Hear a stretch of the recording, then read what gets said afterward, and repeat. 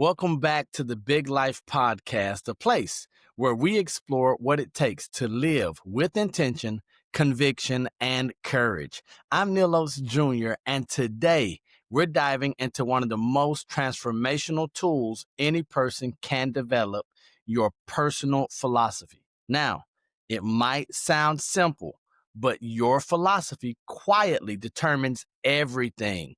What you chase, what you settle for, what you say no to, how you show up in adversity, and ultimately how you build a future that you can be proud of.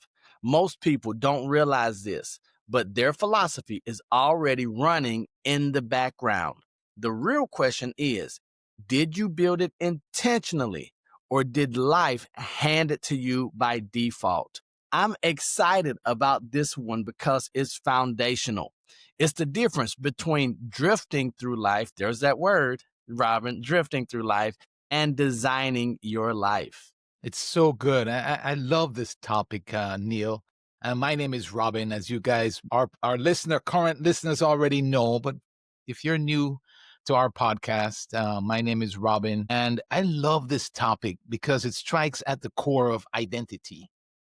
Whether you realize it or not, the story that you believe about yourself becomes the blueprint for the life that you build. A personal philosophy gives structure to that story. It becomes your internal compass. You know, it's guiding your decisions and guiding your relationships and guiding your faith walk. And it guides the way that you respond to life's most unpredictable moments. So we're talking about something that's key here. When someone lives without a clear philosophy, they end up shaped by the circumstances instead of being grounded in truth. And their life becomes reactionary instead of intentional. So that's what we're talking about today. So here we want to help our listeners to flip that script. Welcome to the Big Life Podcast, where dreams aren't just imagined, they're built brick by brick, belief by belief. Hosted by Neal Oates Jr. and Robin Lewis, this show is your invitation to discover your amazing capabilities, invest in your growth, and unleash your potential in ways you've only dreamed of. Join Neal and Robin as they dive deep into stories, insights, and tools designed to inspire you to show up big, live intentionally, and give yourself away for the betterment of those around you. Get ready to rise to what you're truly worthy of. The Big Life starts now. Okay, so Robin, that's good stuff. And I forgot to tell you, good morning. It's always a pleasure to see you, and I can't wait for us Always to a have this pleasure. conversation. Okay, so now we're going to start where we usually end up in our episodes with getting practical. So we're just going to start by making this very, very practical, Robin and audience. When I talk about a personal philosophy, I'm talking about the set of beliefs, values, and guiding principles that shape the way you interpret the world. And I know you love this idea of perspective, Robin, and I think that's absolutely vital that you're going to share a little bit of that maybe later. But it's your internal operating system, the unseen code behind the decisions you make every single day. And here's what I have learned. It's that your personal philosophy is what tells you how to think about failure. It determines how you show up in conflict. It dictates how you handle opportunity. And here's the big one. It shapes your response to pressure. And I believe that all of us have been in situations where we've been under pressure, and how we responded to that was a result of our personal philosophy. Because two people can go through the exact same situation. One collapses under it, the other one grows through it. The difference isn't the storm, it's the philosophy holding them up in the storm. A strong personal philosophy acts as your filter. It tells you, this aligns with who I am, that does not, this deserves my energy, that doesn't serve my purpose. And without that filter, you end up exhausted, confused, and constantly questioning yourself. That's so powerful, Neal. And I love the way you're coming at this. What I love about this is that it touches every part of life. And I see it I see it all the time. When someone doesn't have a philosophy, they live according to whichever voice is loudest in the moment. I can say that to myself. When I lose sight of that philosophy, then I, dance to the beat of the loudest voice in the moment. Yeah. Sometimes it might be fear. I love fear sometimes to get in the way of my philosophy. It might be comparison. I compare myself with others and where I think I might should have been and I'm not. Or it might be culture, right? It might be expectation. In other words, the point is that without a personal philosophy, you become vulnerable to environments that don't have your best interest in mind. You become a chameleon, always shifting, always blending in, never standing firm on who you really are. One of my words for this year, Neal, is Joshua. And the idea is to be bold and courageous, to take a stand and to step out. And that's one of the things I've been trying to do. And that it ties in with my philosophy. That's the only Yeah. way that I'm going to live into who I am designed to be, who I'm becoming. And without a personal philosophy, you become vulnerable to environments as well. And the environments don't have your best interest in mind. But when you build a philosophy, you begin to move differently. You develop clarity, you develop discernment. You gain a sense of direction that doesn't get tossed around by the winds of one's opinion or the storms of circumstances. And the biggest benefit, I think, is that you gain peace because you're no longer wrestling with decisions because you already know what you stand for. And you stop apologizing for your boundaries. In fact, your boundaries become very clear and you're happy to stick to them. And you stop shrinking around people who don't share your values. And you start living from conviction instead of convenience. It's so powerful. Robin, everything you said right there is the reason why I must have a strong personal philosophy. And it's not because I'm better than, it's because if not, I start apologizing for my boundaries. Then I start shrinking around people who don't share my values. I start living from a place of convenience. And that's a big one for me, as I'll share a little bit later. But everything you just said is what has helped me get through those tough times in life. And it didn't have to be anything big. What I realized is that without a personal philosophy, those small inconveniences would take me out. Right. And so even before we go, you and I, we were together in person yesterday, and I was having some car issue, but I made it to our lunch. Right. And the only reason I made it to lunch is because of my personal philosophy of leaving early, making sure I have plenty of time in case something happens. And then when I got there, I was relaxed and I was excited and I was able to be locked in with you. And that's just a small example, but I did not let that frazzle me. Otherwise, I would have missed some amazing gems and conversation and connection that we got to experience. So now we're going to dig into why my personal philosophy is so essential if you want to live the big life, right? Because here's the truth. Big lives are built on big principles, not big moments. And Robin, forgive me. I wish it was the other way around sometimes. I wish that I could just have one or two big moments and that would make my big life. Don't we all? Sir, wait, so you too? I just want to make sure you too? Come on, man. Man, because I'm telling you, and it's a challenge, and we're going to get back on track here. I'm glad to hear you say, don't we all, right? Because you look at people and you say, I like this guy, I like this gal, I want to be like them. And then you see that they share the same struggles that you have. And then all of us are saying, yes, we want the big life. We have to have big principles, not big moments. Because if I was chasing after a moment, Robin, my life would be so much easier because I could say I could manufacture a big moment. What about you? Yeah, exactly. That's the point. I think we all could, and that's what we want to do, right? But yeah, it's a little bit more than just a moment, right? As And John Maxwell said, it's a process, it's a daily. why do throughout my day, and I'm just going to go ahead and tell you this, throughout my day, every time I think about success, you know what I think about? I think about Robin Lewis pointing uphill and all the time. And he's always talking about everything worthwhile is uphill all the way. All And the I'm sitting time. here and I'm like, all the time, sir. So here's why a personal philosophy is so important. And this is why Robin and I are going to encourage you later and now to start developing your personal philosophy. It's because a personal philosophy gives your life direction. It keeps you from drifting. Man.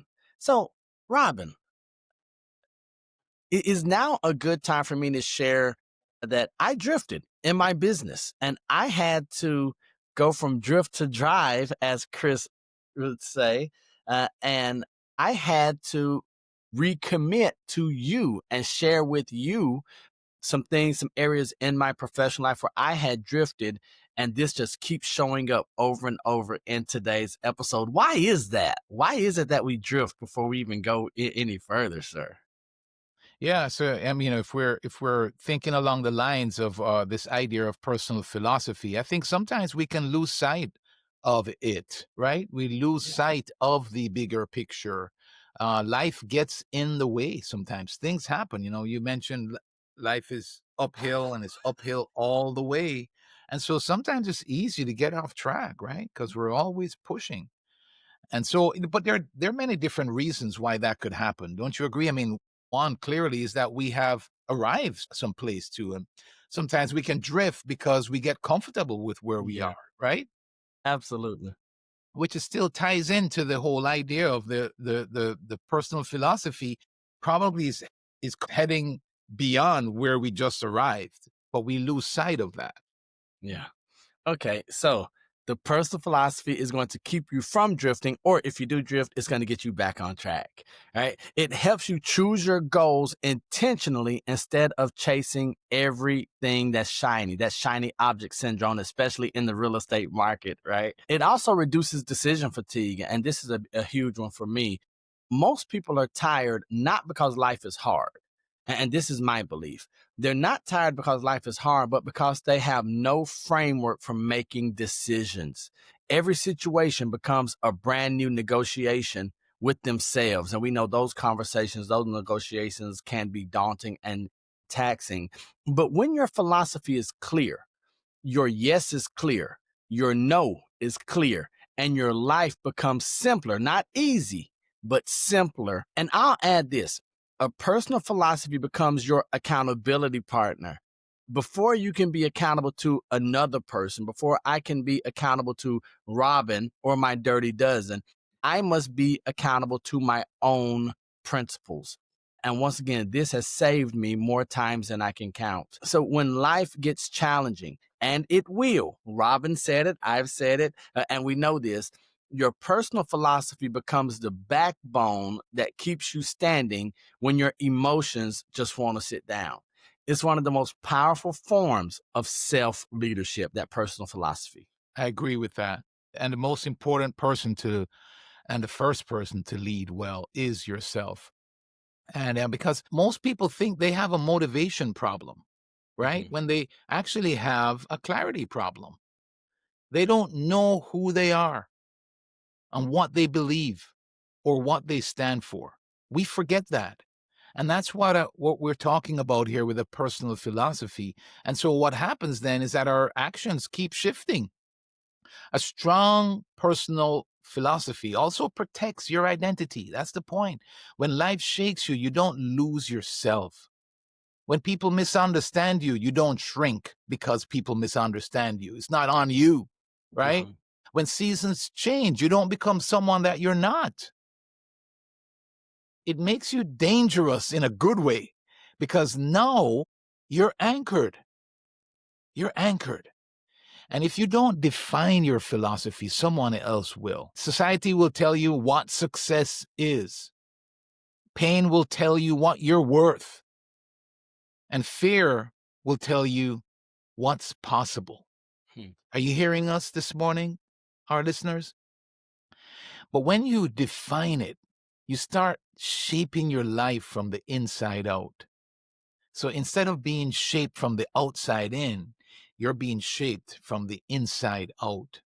And if you want to live the big life, you have to think big thoughts. And big thoughts come from deep beliefs and grounded values and an identity that's rooted in truth.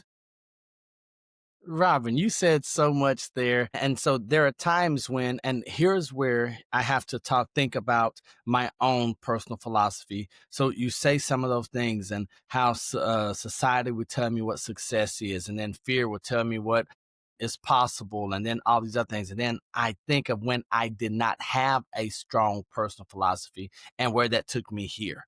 Right. And then the results that I was seeing because of the actions that I took, because of the thoughts that I believed. Right. Yeah. And so that really is that root that impacts everything else. So now we're going to attempt, and I believe we're going to do a good job knowing the caliber of gentlemen that we are. We're going to attempt to give the listeners a blueprint for creating their own personal philosophy. And this is so important that Robin and I, we want you to create your own philosophy. We don't want you to adopt ours. We want you to consider, to think, who do you want to be? So I'm going to break this into 5 powerful steps, just 5. I believe that our audience can start implementing and to create their own philosophy. First, and this number 1 is number 1. Do this one first. Identify your core values. These are the commitments you refuse to compromise: faith, integrity, compassion, courage, or excellence, because your values determine who you are when no one is looking. So that's the first one. Make sure that we identify our core values. Number 2, name your guiding principles. These are the statements you live by. These become your written anchors. And I always have mine close by. So my principles, my guiding anchors they're tattered a little bit, but I always keep them nearby. Purpose over convenience. Discipline protects desire. I speak life into the rooms I enter. And so those are just some of the examples. But when you define these principles, your life gains structure, and structure protects us, ladies and gentlemen. Number 3 is define your identity. We just heard Robin talk about identity. Ask yourself, who am I becoming? What kind of leader do I want to be? What kind of spouse or parent? What do I want people to consistently experience when I show up? All of that is rooted in your identity. And then we have number 4, establish your non-negotiables. This is key for me. These are the behaviors that will not fluctuate based on mood or circumstance. Show up, tell the truth, keep your word, honor your commitments, let your yes mean yes and your no mean no. And then the last step of creating your philosophy is to craft a personal philosophy statement. And this is where you take all of the above and shape it into a declaration. And here's what that declaration will be. It's going to be something that says, this is how I live. This is the type of person I am. These are the boundaries that protect my purpose. And you'll find that your philosophy becomes the manifesto you return to when life gets loud. And here's what Robin's going to tell you: life will get loud. Wow. I love that 5-step process, sir. That's so powerful. And I think it's something that oftentimes we skip. People skip doing that sort of work because they think it's too deep or maybe too abstract. But this clearly is the foundation of transformation. When we can really get clarity around, when we can take those steps that Neal just described, we're going to become, powerful people moving towards our purpose and living a life that is affecting and adding value to others. And we're going to live into who we are. We're going to live into, who you are as a listener. That's sometimes I bore my wife with saying this, Neal, but because I say it a lot, and that is that if we don't get you, the world misses out. But that's so true, because if you think about the idea that there's nobody else just like you, there's nobody else. And so if you're not clear about those things, so I'm just encouraging you to take the time to do that. And what I would also add to that, Neal, is to encourage our listeners to give themselves permission to be honest. Don't write what sounds good. Don't write what you think somebody else thinks you should put there, right? It should reflect both who you are and who you aspire to be. And so sometimes, we're skipping to the drumbeat of what others think and who others think we should be. And so be honest, with yourself. Don't be afraid to include the hard truths too about how you handle pressure or conflict and love and responsibility and faith and growth. Include those things in your philosophy. How do you handle those things, right? What is your philosophy in regards to those things? And your philosophy should be a mirror that shows you your potential. It should be a map that keeps you aligned with your calling. See how powerful this is? When you're clear about what you believe, you walk differently, you speak differently, right? You act differently, you forgive differently, you choose differently, you love differently. A personal philosophy doesn't just change your mind, it changes your life. This is powerful stuff, Neal. Robin, I was with you until you said you forgive differently, right? And so this is one where I had a personal philosophy that had gaps in it. And then being around people such as yourself, listening to John Maxwell, making sure that I read and that I educate and that I'm always saying, well, how can I be a better version of myself? And so, ladies and gentlemen, your initial personal philosophy, there may be gaps, but we are going to encourage you. This is an ongoing process that you say, well, hold on, Robin mentioned forgiveness. And I do want to say something, Robin, and I would like for you, if you're willing to just touch on this a little bit. You said, don't be afraid to include hard truths about how you handle, of course, you put things like pressure, conflict, responsibility, but then you even put love in there and faith and growth. So why do we need a philosophy on how we handle these seemingly good things when you be like, oh, how do I handle love? I accept it.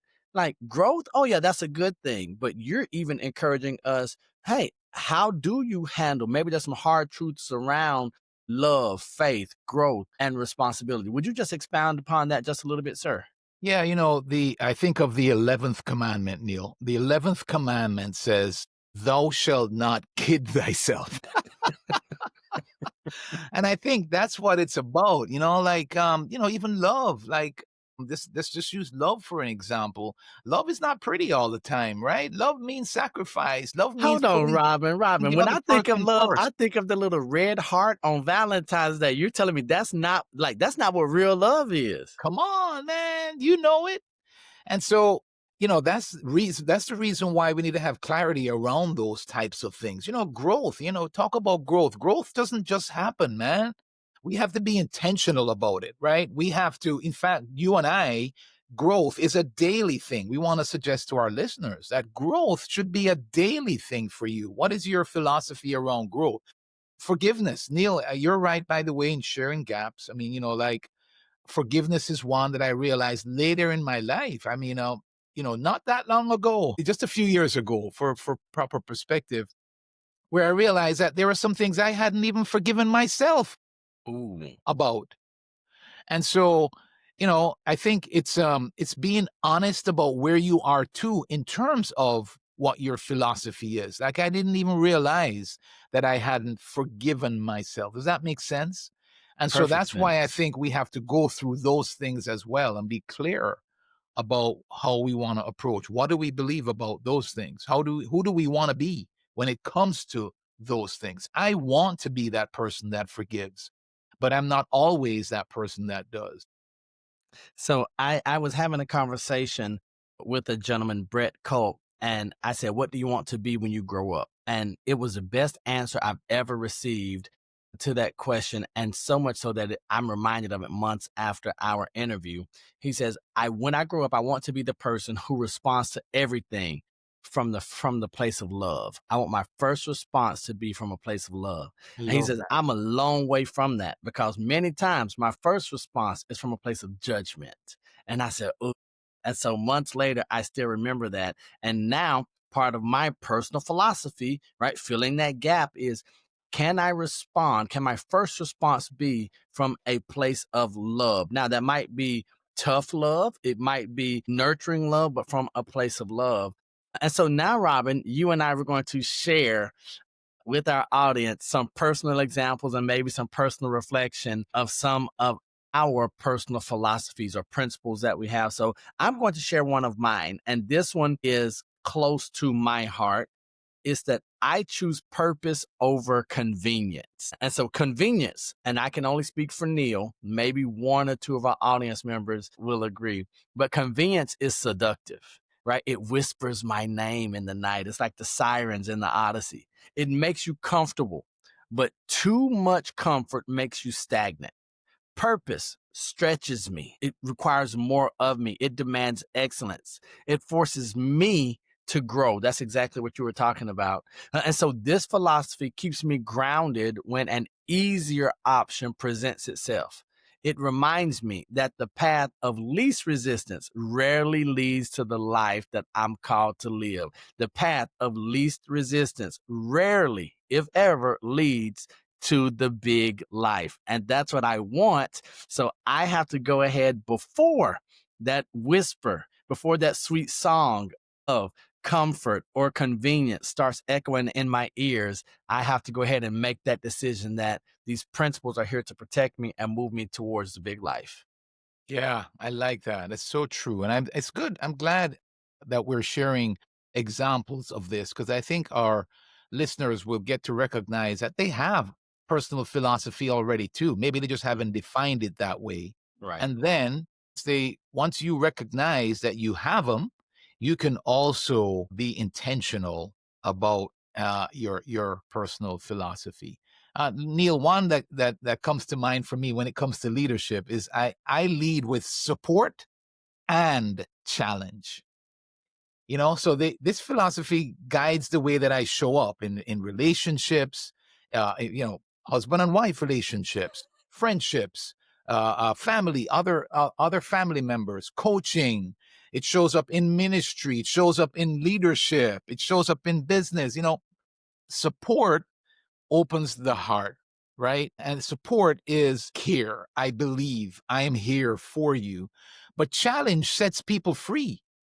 What I mean by that is when I feel tempted to avoid hard conversations, which is easy for me to do. I don't like to confront. Sometimes I feel like when I confront somebody, they're going to take it wrong. They're going to take it as me putting them down. They're going to think I don't believe in them, that type of thing. So I'm tempted to avoid hard conversations. That is a reality for me.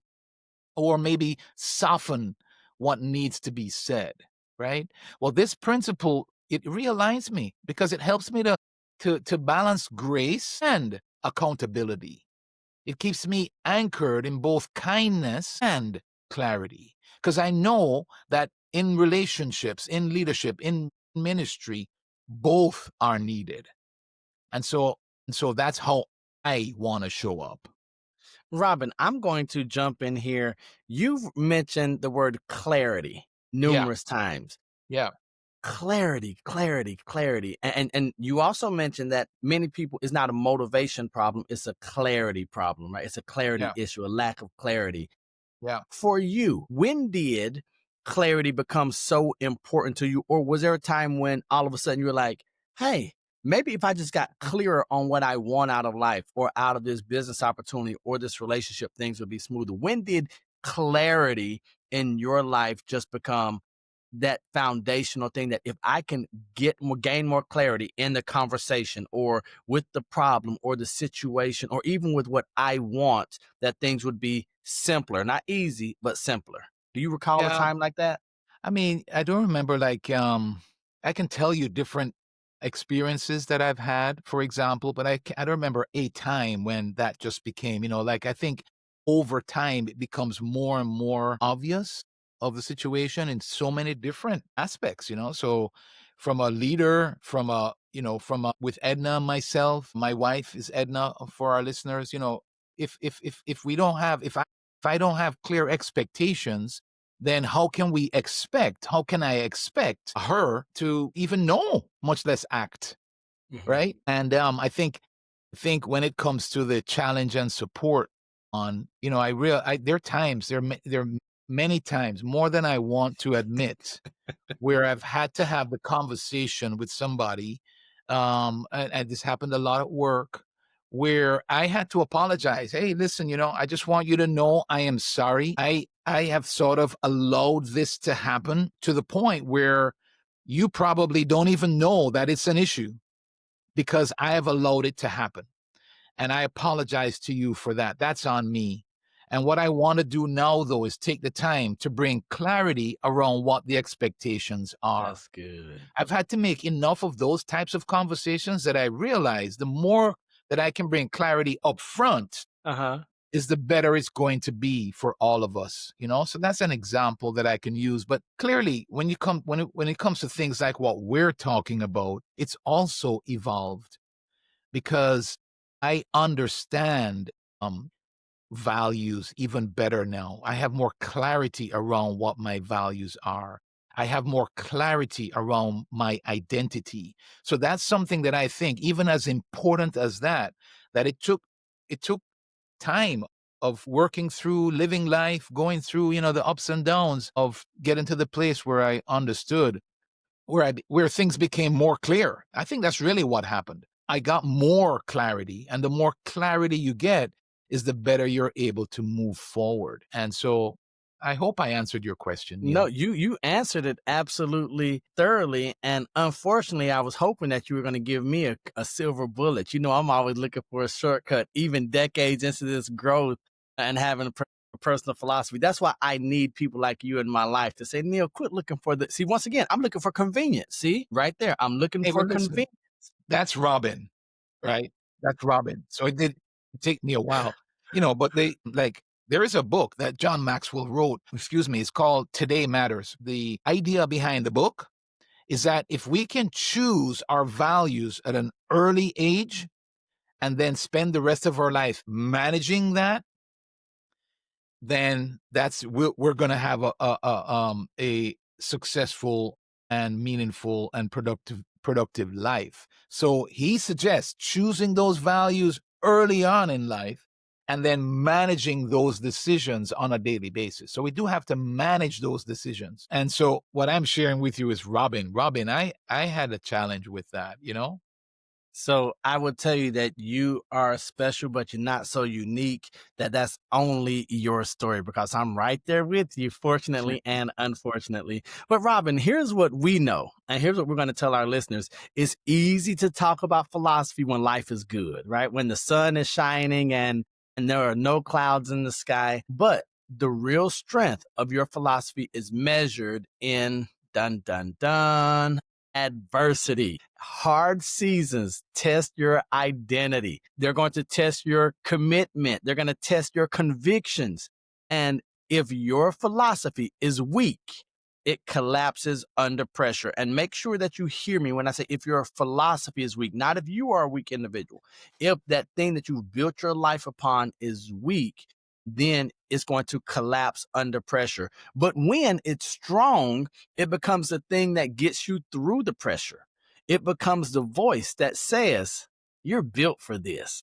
And so I always go back to the scripture that says, for such a time as this, that philosophy, that strong philosophy becomes a reminder that says, this moment doesn't get to rewrite who I am. A personal philosophy is not just for clarity. It's for survival. And I think that when you can have clarity around your personal philosophy, then you'll look back and say, as I've said numerous times, the only thing that helped me survive was my philosophy, my belief, so that I did the right thing, so I trusted the right thing, so that and I'll just tell the audience, a big piece of my philosophy is rooted in the principles in God's word. right? So me knowing what God says about me and who I am and what I can do and my responsibility keeps me from hearing that voice of society or getting my wealth from likes and all of that. So that has helped me survive those tough times. Without a strong personal philosophy, I would not be the man that I am today. Wow. Yeah. I know for time's sake, I'm going to move on, but I want to pause here so much. But the one thing that I would say is this is not only does it help you to move forward in adversity, but what it does is it creates your legacy. Because how you show up in the times of adversity is how you're going to affect those closest to you. Yeah. How you show up in times of adversity defines who you are.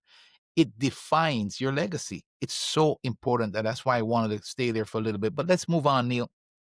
Your philosophy becomes your truth when everything feels uncertain. That's the point. It anchors you when emotions rise. It brings you back to the center. Well, it's the reason why on the pickleball court, Robin has to remind himself of who he is to be, right? So I've gotten caught. I've shared with you. I've gotten caught off of that. And so I've had to remind myself of my philosophy and how I want to show up on the pickleball court. Yes, sir. Robin, I'm sorry. here's what I want to say. Man, you are one of the most put together, level headed individuals, people I have ever met. And pickleball brings it out of you. It's amazing. I have a friend that I play pickleball with him. We used to play tennis before, and he said, "Man, you guys, you got to be amazed. You see Robin, this calm, cool guy, in the conference room and in the meetings and so on. But you catch him on the tennis court and the pickleball court, he's a different guy, man. Rob, I'm man, very man, competitive, very when I tell, competitive. and the reason I bring this up is I, when things were frantic and crazy and the house flooded, I call you and you like, this is a traumatic time for me. And you keep me calm and you walk us through the process and it's going to be okay. And you're checking in and I'm like, Rob, there's water coming. And what do we do? And you're like, no, this and whatever. And so and here's what's wild in that area, like your legacy in that area, you're like, man, Rob is Mr. Cool, right? He is the guy and the principle's there. And with you sharing that, it reminds us that we're going to have to always be aware of that. I just never thought it would be pickleball or the tennis court. I love it, man. And why it's good for us to talk about things like this is because that's where philosophy helps. Like there are times, there are things that can trigger us. You learn some things about yourself, and then you have to be honest with yourself and recognize that it can trigger you to act in a way that's different than who you want to be. Mhm. And so then you have to remind yourself, and it brings you back, right? So it reminds you of your identity. Also, when disappointments show up, it keeps you grounded in hope, right? A solid philosophy keeps you committed to the person that you said you wanted to become, especially when life tries to tempt you back into who you used to be, right? And if you want resilience, if you want peace, if you want consistency, you need a philosophy that is stronger than your feelings and that is deeper than your circumstances. And so we all need it. We need that. We all need it. Absolutely. I'm telling you, I love what we're doing here on the Big Life Podcast. Ladies and gentlemen, if you've gained value from this, make sure that you like, share, comment, and then make sure you subscribe, that you keep coming back. But we want you to walk away with something practical. So here's your assignment for the week. So I am going to be the person that issues and offers challenge this week. Write down 3 things. One value that you will not compromise, one principle you will live by with consistency. So once again, that's one value you will not compromise, one principle you will live by with consistency, and then one identity statement that describes who you are becoming. And now who you are becoming, not who you are, but who you are becoming. And then begin writing your personal philosophy statement. Let it be honest. Robin talked about that mirror. Let it be bold. Let it challenge you. But most importantly, let it guide you. Yeah, right on. And then revisit it often. It's as Neal and I have shared, there are times where you can get off of that, or you don't have the clarity, or it's not in the forefront. And so it has to be alive. Keep it alive. It grows as you grow, and it strengthens as you strengthen. But the moment that you write it down, as Neal is suggesting, you'll begin to live with clarity and conviction that many people never experience. And so there is something powerful and magical about writing it down. So don't miss that part. To our listeners, take the time. If you have to come back to this episode, come back to it. We'll have some show notes that you will help you to give you direction as you sit down to write these down. Absolutely. So, Robin, I first want to tell you thank you for this episode. Thank you for your openness, your honesty, your vulnerability, and then just the conversation. Because as much as we are here to help others experience the big life, every time I'm here, I move a little closer to my idea, my version of the big life. So, ladies and gentlemen, Robin and I want to say thank you for joining us for today's conversation. If this episode blessed you, challenged you, or gave you clarity, share it with someone who's ready to start living with intention. Yes, and if you haven't done it yet, please be sure to follow, subscribe so you can get updates on our weekly episodes. And please, if you haven't yet, please leave a review. Your support in that way helps this community to grow, and it helps more people to step into their big life. So it helps to spread the word and make a difference in our communities. Robin, before we leave, I do want to tell you that on most of our platforms, we have 5-star reviews. So Right we on. just need more 5-star reviews so that we can be exposed to more listeners, to a greater audience. So we're going to leave you as we always do. And that's that we love you, God loves you, and there's nothing you can do about it. And until the next time we see you or you see us, we're right there with you. Peace. Peace.